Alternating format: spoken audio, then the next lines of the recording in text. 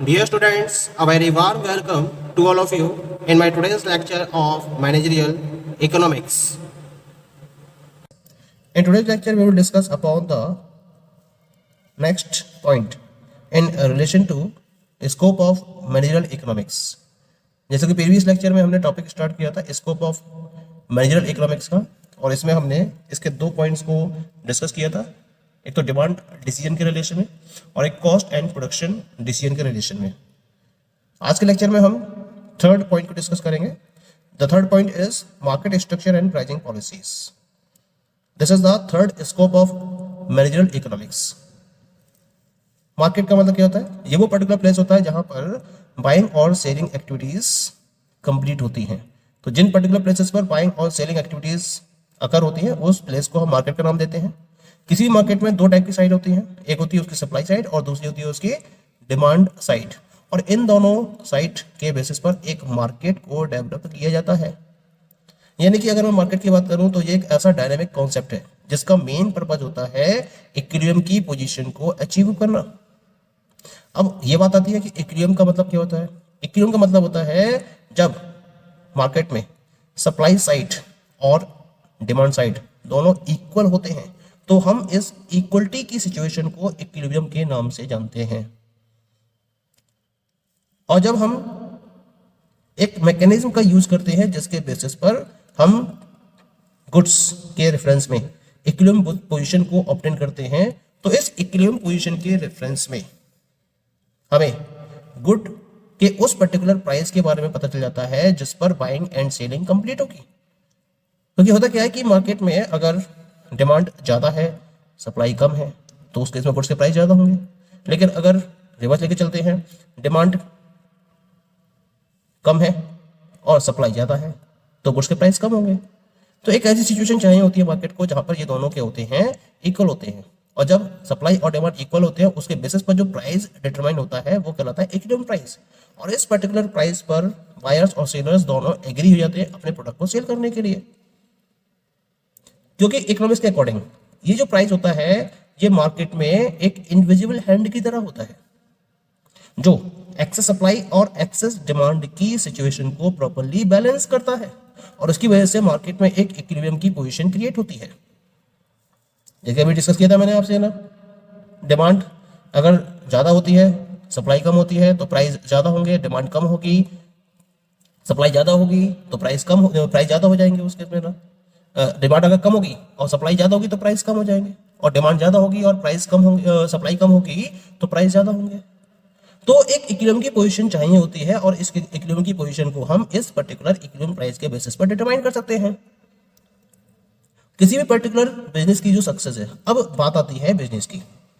अगर मैं किसी बिजनेस की सक्सेस की बात करूं तो ये डिपेंड करता है उसके प्राइस डिसीजन के करेक्टनेस पर। जितना करेक्ट वे में प्राइस को लेकर डिसीजन फॉलो किया जाएगा फर्म की तरफ से, उतना ही उसकी सक्सेस एंश्योर होती चली जाती है। लेकिन जब हम प्राइस थ्योरी की बात करते हैं तो प्राइस थ्योरी किस पे डिपेंड करती है? ये नेचर ऑफ मार्केट पर डिपेंड करती है। तो एक रिलेशन है, मार्केट मैकेनिज्म के बेसिस पर प्राइस को डिसाइड किया जाता है।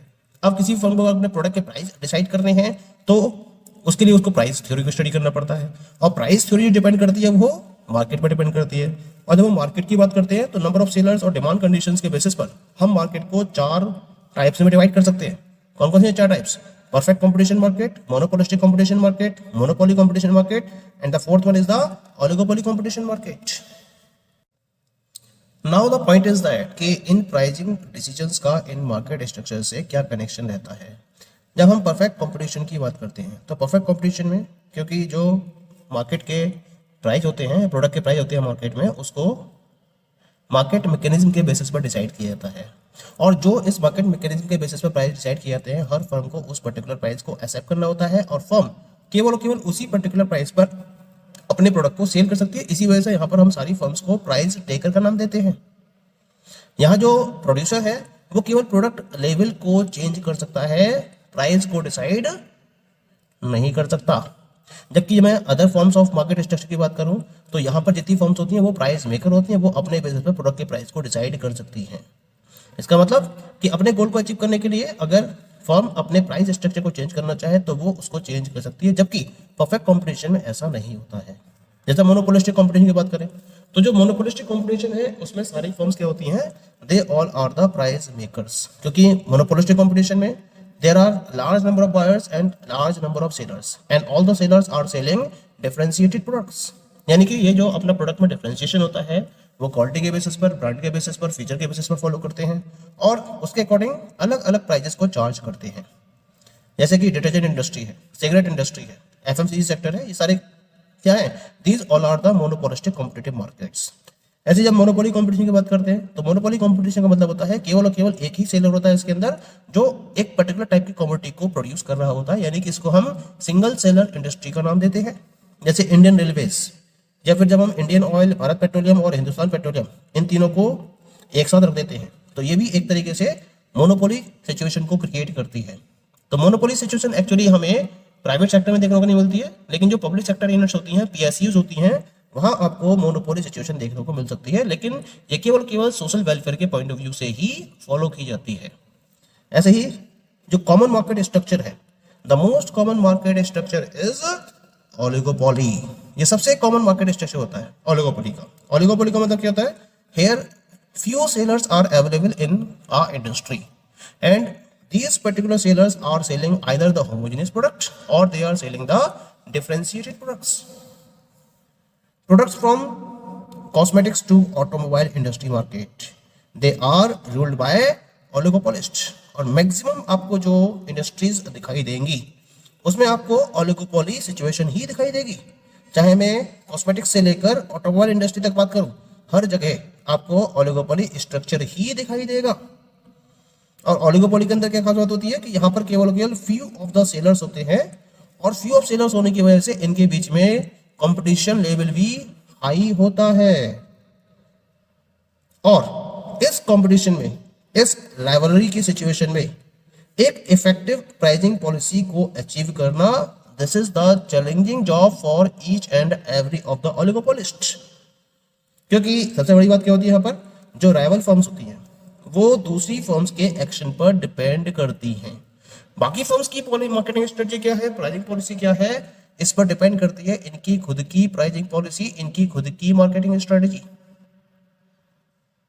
ऐसा नहीं है कि एक फर्म इंडिविजुअल बेसिस पर अपने प्रोडक्ट के प्राइस को डिसाइड कर सकती है।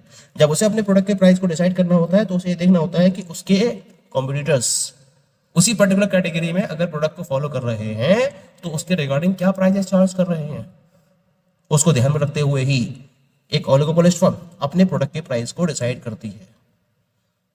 तो इसका मतलब यहां जो एक फर्म का डिसीजन है वो दूसरे फर्म के एक्शन पर कंप्लीटली डिपेंडेंट होता है।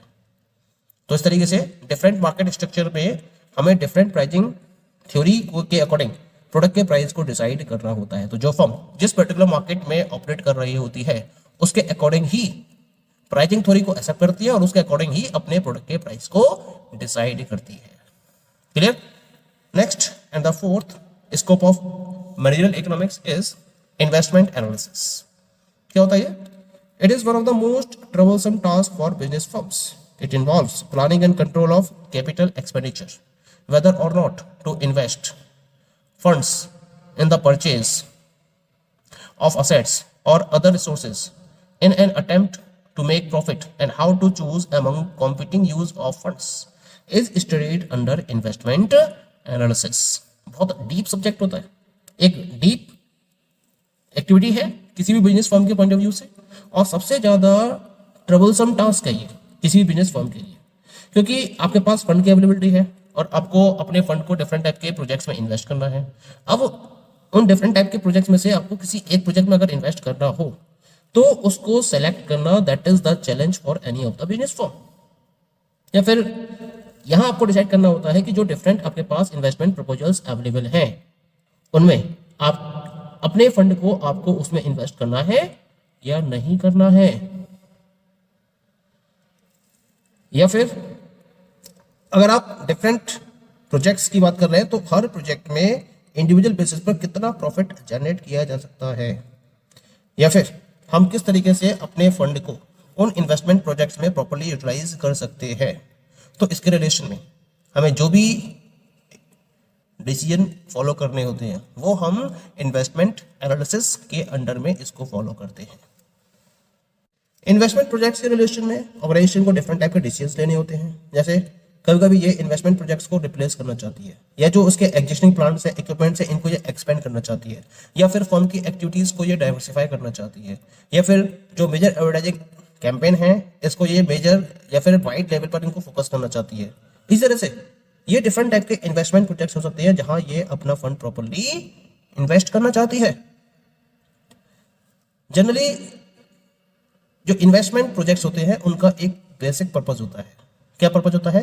या तो रेवेन्यू को जनरेट करने के पॉइंट ऑफ व्यू से इन प्रोजेक्ट्स में इन्वेस्ट किया जाता है, या फिर कॉस्ट को रिड्यूस करने के पॉइंट ऑफ व्यू से भी आप इन्वेस्टमेंट प्रोजेक्ट्स में फंड को इन्वेस्ट कर सकते हो, या फिर इन दोनों का कॉम्बिनेशन भी लेकर चल सकते हो उसमें। तो इस पर्टिकुलर पॉइंट को ध्यान में रखते हुए ही इन्वेस्टमेंट प्रोजेक्ट को फाइनलाइज किया जाता है। जब हम बात करते हैं choice among competing uses of funds objective, then it deals with various criteria, और इनके बेसिस पर ही इन्वेस्टमेंट प्रोजेक्ट को एक्सेप्ट या रिजेक्ट किया जाता है। जो हमारे ऑब्जेक्टिव्स होते हैं फंड्स को कॉम्पिटिटिव वे में यूज करने के रेफरेंस में, तो इनको एक क्राइटेरिया मानते हुए हम क्या करते हैं, इन्वेस्टमेंट प्रोजेक्ट को या तो एक्सेप्ट करते हैं या फिर इनको रिजेक्ट कर देते हैं। कोई भी इंडिविजुअल पर्सन अपनी कैपिटल को किसी पर्टिकुलर इन्वेस्टमेंट प्रपोजल या इन्वेस्टमेंट प्रोजेक्ट में इन्वेस्ट करना चाहता है या नहीं करना चाहता है, इसको डिसाइड करने के लिए डिफरेंट टाइप के डिसीजन प्रोसीजर्स को अडॉप्ट किया जाता है। जैसे कौन कौन से डिसीजन प्रोसेस है इसके अंदर? पे back period method, average annual rate of return method, net present value method, NPV method बोलते हैं इसको popularly, profitability index and internal rate of return. ये सारे के सारे वो पर्टिकुलर डिसीजन प्रोसेस मेथड्स हैं जिनके बेसिस पर डिसाइड किया जाता है कि किसी भी कंपनी के द्वारा किसी पर्टिकुलर इन्वेस्टमेंट प्रोजेक्ट पर अमाउंट को इन्वेस्ट किया जाना चाहिए या नहीं किया जाना चाहिए। Okay, now the last one is the risk and uncertainty analysis. पहले तो बात करेंगे कि सर्टेनिटी, रिस्क और अनसर्टेनिटी, इनकी डेफिनेशन क्या होती है, इनका मतलब क्या होता है। जब हम किसी भी बिजनेस फर्म के डिसीजन एनवायरनमेंट की बात करते हैं तो इनमें लगातार चेंजेस होते रहते हैं, और ये जो चेंजेस होते हैं कभी तो इन चेंजेस के बारे में आपके पास इंफॉर्मेशन अवेलेबल होती है जिनको हम नोन चेंजेस बोलते हैं, या कभी इन चेंजेस के बारे में आपके पास इंफॉर्मेशन नहीं होती है जिसे हम अननोन चेंजेस का नाम देते हैं। जब नोन चेंजेस के साथ में डेफिनेट आउटकम्स आते हैं तो हम इसको बोलते हैं सिचुएशन ऑफ सर्टेनिटी।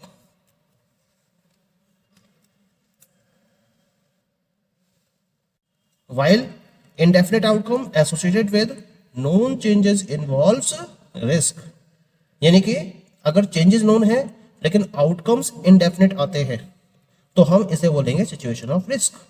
ये जो रिस्क होते हैं इसे आप कैलकुलेट कर सकते हो, और कैलकुलेट करने की वजह से इनको इंश्योर्ड भी किया जा सकता है। तो इस तरह से रिस्क को तो आप कंट्रोल कर सकते हो, लेकिन एक सिचुएशन और अराइज होती है जहां चेंजेस क्या होते हैं, चेंजेस अननोन होते हैं, और जो उनके आउटकम्स होते हैं वो भी क्या होते हैं, इनडेफिनेट होते हैं। तो अगर चेंजेस अननोन हैं, आउटकम्स इंडेफिनेट हैं, तो इस पर्टिकुलर केस में जो रिस्क एलिमेंट है इसको प्रॉपर्ली मेजर नहीं किया जा सकता है, और जब रिस्क को मेजर नहीं किया जाता है तो हम इस सिचुएशन को बोलते हैं सिचुएशन ऑफ अनसर्टेनिटी। क्लियर हो गया? तो ये तीनों कॉन्सेप्ट क्लियर हो गए आपको, सर्टेनिटी, अनसर्टेनिटी और रिस्क। अब हम बात करते हैं बिजनेस फर्म्स की। जितने भी बिजनेस फर्म्स हैं इनको रिस्क और अनसर्टेनिटी की सिचुएशन में ऑपरेट करना होता है। जब कभी भी इनको किसी भी टाइप के डिसीजन को फॉलो करना है या फॉरवर्ड प्लानिंग करनी होती है तो इस रिस्क और अनसर्टेनिटी की कंडीशन को फेस करने की वजह से इनको फोकस करना बहुत ज़्यादा डिफिकल्ट हो जाता है। मान लीजिए कि फर्म को फ्यूचर के बारे में इंफॉर्मेशन अवेलेबल होती, अगर फ्यूचर के बारे में परफेक्ट इंफॉर्मेशन इनको होती तो उसके अकॉर्डिंग प्लान्स को प्रॉपर्ली फॉर्मुलेट किया जा सकता था, वो भी बिना किसी एरर के, और वो भी बिना किसी सब्सिक्वेंट रिवीजन के। जरूरत ही नहीं पड़ती आपको, ना ही कोई एरर होती और ना ही आपको रिवाइज करना पड़ता, और इसके बिना ही आप एक प्रॉपर प्लान डेवलप कर सकते थे अगर फ्यूचर नॉलेज आपके पास होती।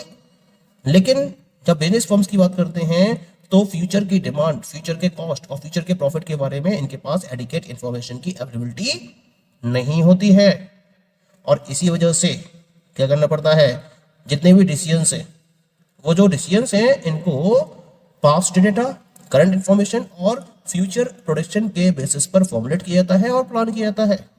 तो कुल मिला के हमें पास्ट डेटा को भी स्टडी करना पड़ता है, करंट इंफॉर्मेशन को भी कलेक्ट करना होता है, और इसके साथ साथ इसके साथ साथ आपको फ्यूचर पोजीशन को भी प्रेडिक्ट करना पड़ता है। तो प्रेडिक्शन तो कर सकते हो, और ये प्रेडिक्शन नियर बाय करेक्शन हो सकता है या नियर बाय एक्यूरेसी हो सकता है, लेकिन ये 100% एक्यूरेट नहीं हो सकता।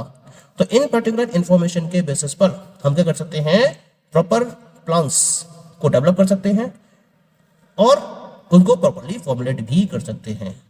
इसके साथ साथ जो भी नई इंफॉर्मेशन मार्केट में अवेलेबल होती है टाइम के साथ साथ उनको भी हमें स्टडी करना होता है, और उनको ध्यान में रखते हुए हमें अपने प्लान को कॉन्टिन्यूस वे में रिवाइज भी करना जरूरी है।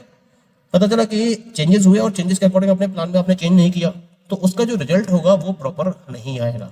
तो अगर आपको अपना रिजल्ट प्रॉपर चाहिए तो उसके लिए आपको प्लान्स में भी रिवाइज करना होगा, जैसे जैसे इंफॉर्मेशन चेंज होती है टाइम के साथ साथ, ठीक है। और इसके साथ साथ जो फर्म्स हैं they are continuously engaged in the decision making and have no choice but to adjust to uncertainty about demand, factor prices, behavior और rival firms। क्योंकि अनसर्टेनिटी सिचुएशन हमेशा बनी रहेगी और फर्म्स के पास कोई चॉइसेस नहीं होती हैं, तो इसी वजह से इसको इस अनसर्टेनिटी और रिस्क की सिचुएशन को ही ध्यान में रखते हुए demand, factor prices, rival firm के बिहेवियर, इनके रिगार्डिंग डिफरेंट टाइप के डिसीजंस को फाइनलाइज करना होता है, और इसके अकॉर्डिंग ही इसे अपनी प्लानिंग को फॉरवर्ड करना होता है। Okay, so these all are the scope और scoping areas of managerial economics. Thank you.